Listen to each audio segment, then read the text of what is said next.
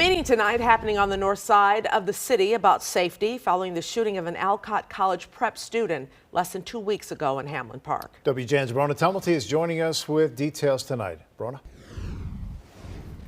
Good evening, guys. Yeah, tonight's meeting went on for about 90 minutes or so, largely a question and answer situation where parents and residents here could speak directly to CPS, to the alderman and to police. The goal, of course, to address public safety concerns following the shooting of a 15-year-old in Hamlin Park earlier this month.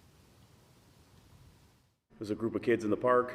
Some individuals arrived, went into the park, shot one of the kids that was in the park, and then fled the scene. Police tonight speaking on a shooting that happened on the 4th of October in Hamlin Park, which left a 15-year-old boy shot in the back and the arm after, we're told, two people jumped out of a red SUV, opened fire and fled. What it sounded like to me was that there were a bunch of heavy boards that had fell, but it was really, really loud. Then I did start to hear a bunch of yelling commotion and what seemingly obviously is now recognized as a bunch of kids scurrying around. The teen is understood to be an Alcott College prep student, with the whole ordeal understandably having left West Lakeview residents shaken. We have to work together as a community to make sure we address those issues. That and other recent crime prompting Alderman Scott Waguespack to hold a meeting tonight at the park for parents who were able to ask questions and voice their concerns, with a CPS representative also telling those gathered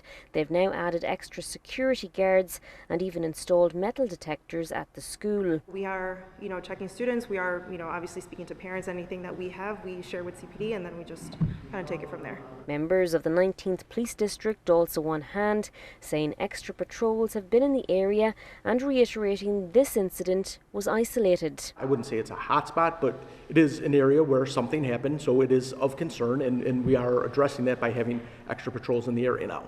The latest crime data from CPD shows crime overall is down marginally year to date, but things like burglary and aggravated battery are up 31% and 29% respectively.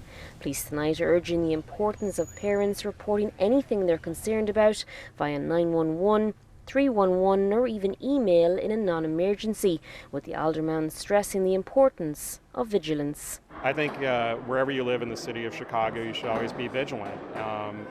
We say that we live in Hamlin Park or a village or any part of the north side. You still have to be concerned about where your kids are every night and watching your kids, and I think that goes for any neighborhood in the city.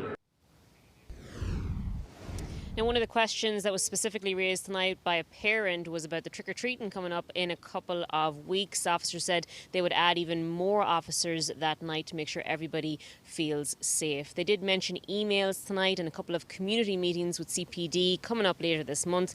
We'll have all of that information up on our website under this story. We're live in Hamlin Park. Brona Tumulty, WGN News.